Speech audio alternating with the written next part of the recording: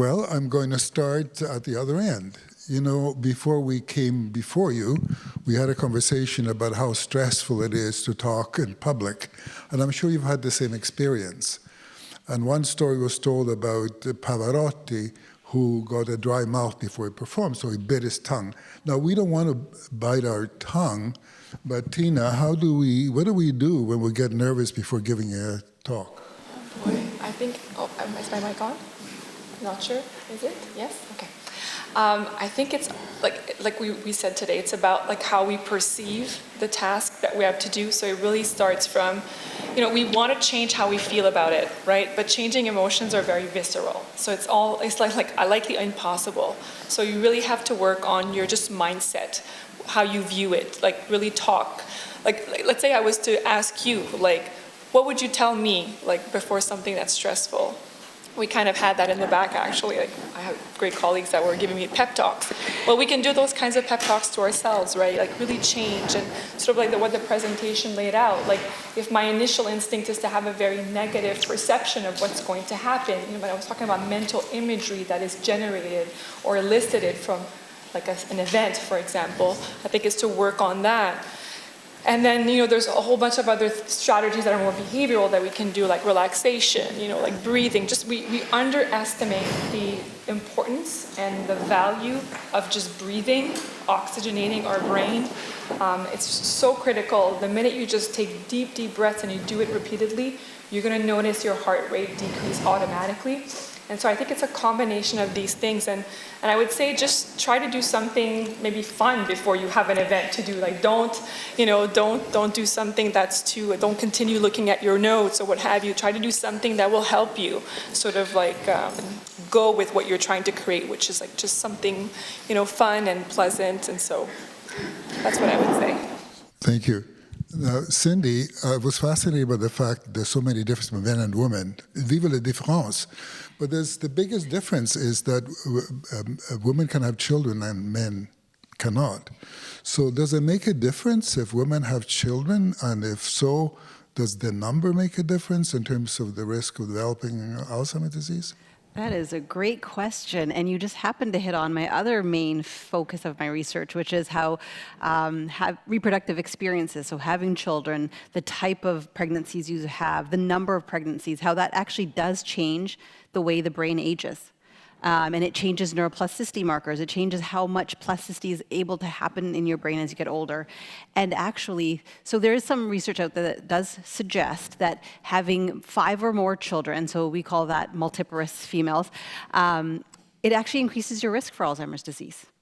And not as well studied, but having 0 complete pregnancies, so having 0 children, so we call that nulliparous, also can increase your risk for Alzheimer's disease.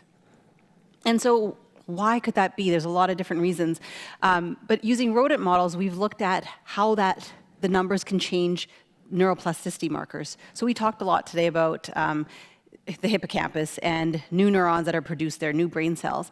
And so having the number of children and having previous pregnancies, and this is like many, many years before, right? It does change the ability of your hippocampus to make new neurons. And it seems that if you've had a certain amount of children, you have more neurogenesis in your brain. If you've had too many, you have less neurogenesis. So that might be related in a way to some of the risks for dementia. But I was interested in looking at interventions, obviously like exercise. I also looked at hormone replacement therapy before.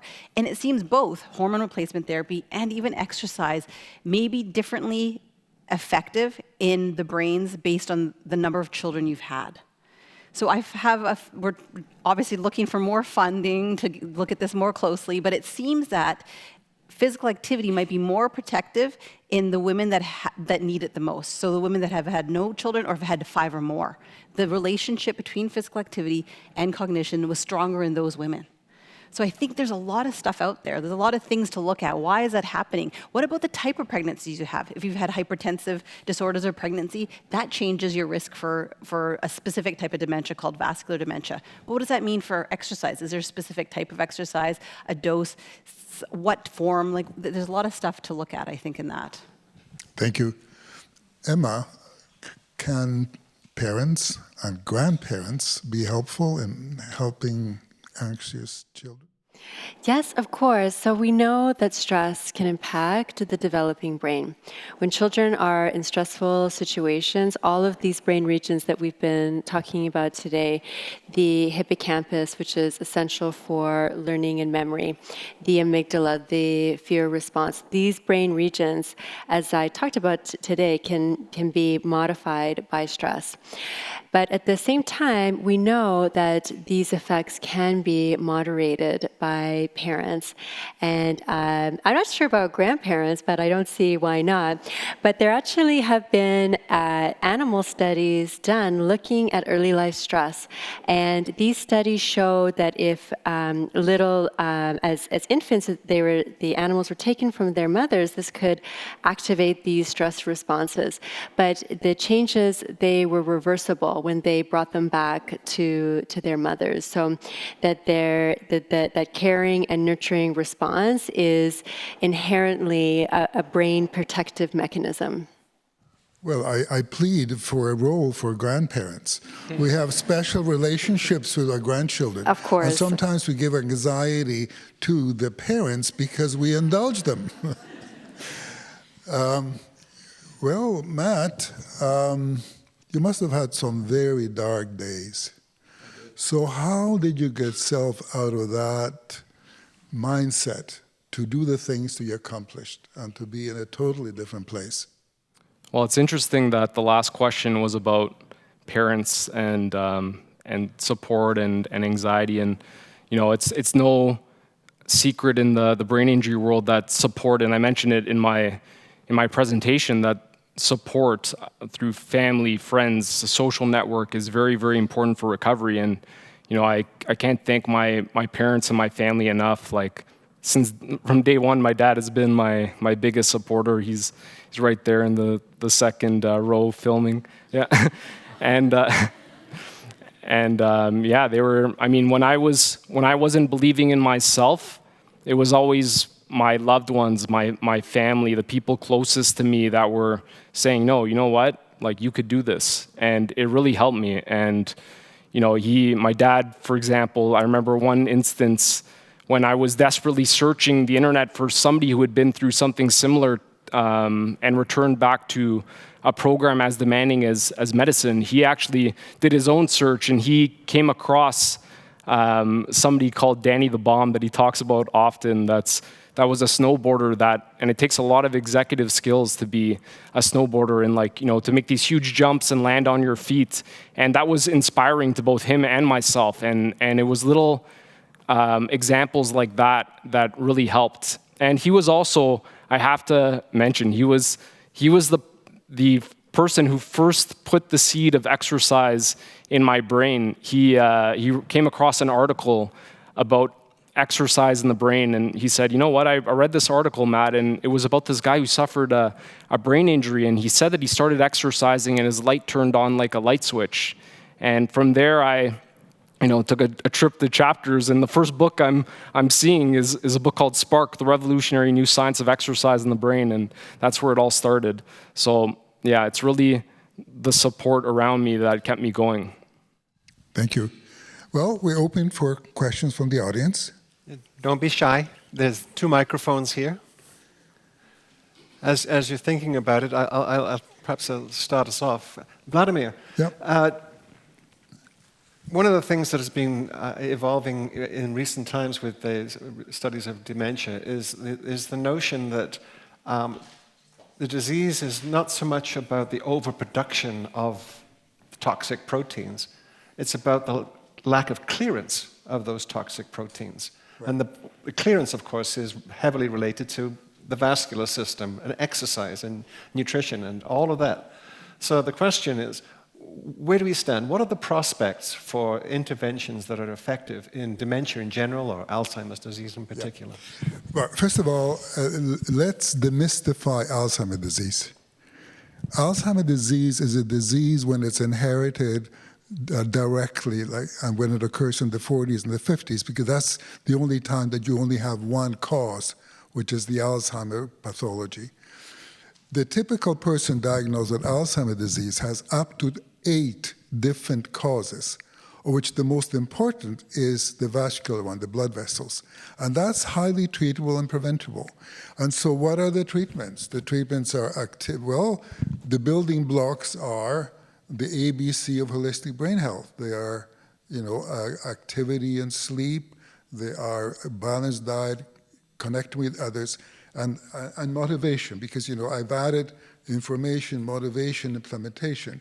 So we can do a lot. And in fact, despite the fact that the number of dementia, I'm going to say dementia because dementia encompasses all types, and not every Alzheimer case is the same because they have different causes, particularly the vascular one. So just to emphasize the vascular part is that if you take the typical major dementias, then the frontotemporal dementias have 61% of them have some vascular disease. Alzheimer's disease, at 56 years of age, 56% of them have a vascular component. By the time they're 82, they have 81%. So that's a major component. Now, we have shown that in Ontario, the cases per 1,000 have decreased by 7%. So what are we doing right? Now, the temptation is to say, well, we doctors, of course, we give statins, we do all these good things. But the reality is that we know from other evidence that health is 10% environment, 40% biology, and all the things that medical professionals do, and 50% socioeconomic. So we have a team that involves from 5 faculties and 5 provinces and 4 countries, and we're looking now, what about environment? And we already published the fact that influences the risk of dementia. That is not new news. There's new evidence, but not news. Then we're looking at the geography, the socioeconomics part. We already have also confirmed what the Japanese knew, that walking greenery is beneficial. So there's a tremendous amount we have to do, but we have to get the majority of the population. And most of the people we need to reach are not the people who come to meetings like this. They're already health conscious. We have to reach out. And that's why in Northern Ontario, we're going to one of the areas, we have the support of the hospitals. And of course, hospitals have people in the low income, the people who work in the cafeteria and the physical plant. You have the secretarial help, it's another level, and then you have professional help.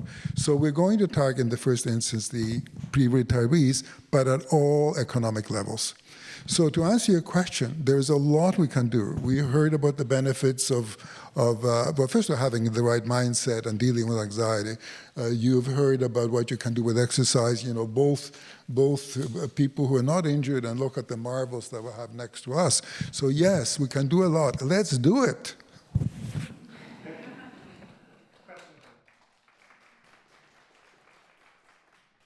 So I'm going to direct my question towards Dr. Barha, Cindy. It's actually from an audience member in the middle there. So she wants to know, in a couple of the talks we heard that exercise maybe wasn't as effective in improving men's executive function as they age, but it seemed to be immensely effective for Matt to recover from a traumatic brain injury. So what's the difference there? Well, First thing I think is his age.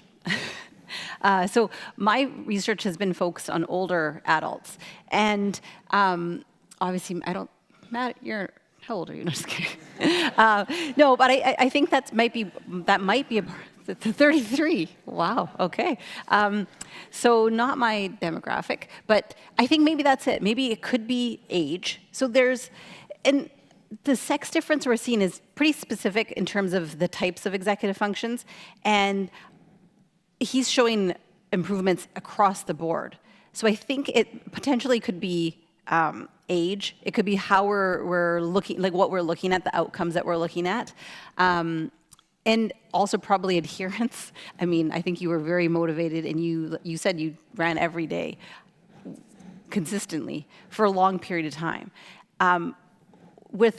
So there might be some other things at play too. So maybe we'll see better outcomes in older males for even executive functions if we did longer term aerobic exercise interventions, or maybe it's actually going to be more effective if we did resistance training with older males. Maybe we have to combine the two. So I think there's a lot going on there. The first thing that pops into my head is probably the age difference. I don't know, as far as I know, no one's looked at sex differences in aerobic exercise effects in under 65 years old. So that's something we want to do where I am now in Calgary, is look at middle age and see if we can see differences in females during their perimenopausal period and age-matched males. See, maybe we don't even know if there's a sex difference there yet. There's also very little evidence or very little research in the context of exercise and severe traumatic brain injury. So that's the other thing. Yeah, more room to... Before we take next two questions, I want, Dr. Evans asked me a specific question, and I asked sort of with a broad answer. But he and his colleagues have done a classic study that answers the question that he asked me.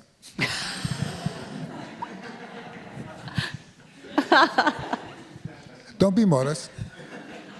No, seriously. Oh, you're going to answer. Okay, good. Okay.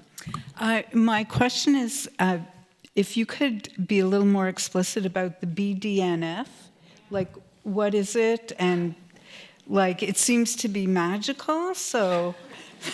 I mean, it does seem like it's magical. So it's a neurotrophic factor, a growth factor that is produced, we thought only in the brain. That's why it was called brain-derived. We thought only neurons were making it. But it turns out potentially it's being made in other places in the body. It's like a hormone, so it goes to other places in the body, and it works on other receptors, on specific receptors on cells. You can't. It's made endogenously, so it's made in your body. So you can't take a pill yet. I mean, I really do think that's where some researchers are trying to go, or they can give you a pill that has something like a synthetic BDNF in it. But it's endogenously made. It could be made in different parts of the body, mostly in the brain. And we're just starting to learn what it does. But it is magical. In a way, it is magical because it increases new neurons. It increases the connections between the cells, and it does a lot of interesting things. But how do you encourage its activity? So it's not just exercise that increases it. Talking, thinking, doing word puzzles, it's released by activity. So anything that uses your brain, that turns your brain on, is going to release BDNF. Okay, and I have one other question. With all this brain and traumatic injury, do you have anything new in concussion treatment? Because it seems that most GPs, ER doctors have they take a CT, you have no brain bleed, you're fine, just, I have a severe traumatic brain injury. It's a little bit further down on the spectrum, but the treatment, actually, there's probably even more evidence in the context of concussion right now, and really a holistic approach is best. So you do need graded exercise to some degree. That is important. But obviously there's a symptom threshold. If you exceed that symptom threshold, you obviously have to scale back on the activity. Also, stimulating your mind with cognitive tasks is important as well. It's just, you have to create, it's like the analogy I use to healing a brain is like a garden, right? You have to, when you have plants, you want the best environment, you want fertile soil, you want water, you want sun, good rain. Climate, right? It's the same thing for the brain in any regard to heal, right? It needs the best possible environment. Okay, so would you say, last thing, diet for the brain is similar to diet for the heart? Like that's the garden? It is, the diet is similar between brain and heart health. There is something called the MIND diet, which is adapted from the Mediterranean, and the DASH diet, which are two heart healthy diets. Okay. Yeah. Thank you. No problem. Hi, I want to thank you all for coming. It's been really interesting listening to all these talks and seeing some fellow Western alumni. I'm also a physiotherapist, so so my question is in regards to Alzheimer's. I'm wondering what the incidence is now with genetics. Like if you have a grandparent with Alzheimer's, what is the incidence that child or grandchild may get the disease? the incidence of Alzheimer's in children and grandchildren of people who have Alzheimer's. By the way, the genetics is exaggerated. In other words, the most powerful predictor of early dementia is the ApoE4 allele that we heard about. Okay. However, this is modified by exercise and by a healthy lifestyle. Uh-huh. And there is a thing, some years ago I developed a little instrument called ischemic score. We compared the ischemic score with ApoE4, which is the most powerful genetic predictor. And we found that the ischemic score and the ApoE0 risk prediction of the going from cognitive impairment to dementia was almost identical. The difference is we cannot yet change our genes, but most of the components of the ischemic score are treatable and preventable, particularly high blood pressure. That's very good news. So even if somebody has this gene variant, there's still a lot of potential for them to have a healthy brain going forward in life. Yeah, the greater the risk, the bigger benefit. And there's some evidence from Sweden as well, from the group of Mia Kivipelto that I mentioned, that I'm a co-author on. Okay. And that is that the risk is greater with ApoE4, but the benefit of doing the good things you heard about today give you greater benefit. So ultimately, if you really do all the right things, the difference will be still significant, but not at the level of the initial risk if you do nothing. Right. Okay, thank you very much.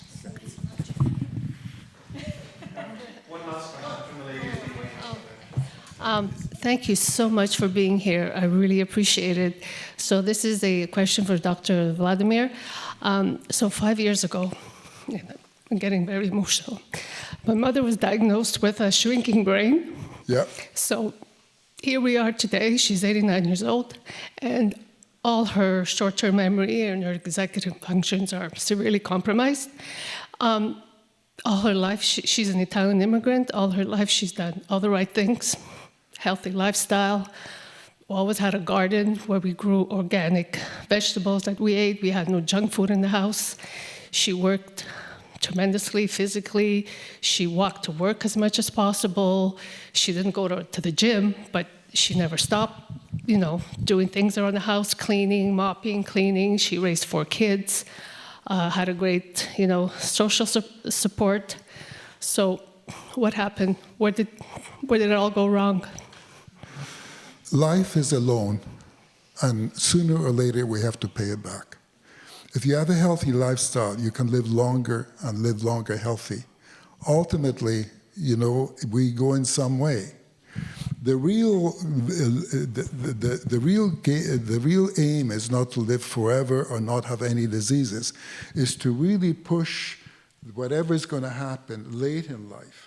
And even in the stage that your mother is, let's go back to holistic brain health. The less she can use her intellect, the more the emotional part happens. And you could provide a lot of that.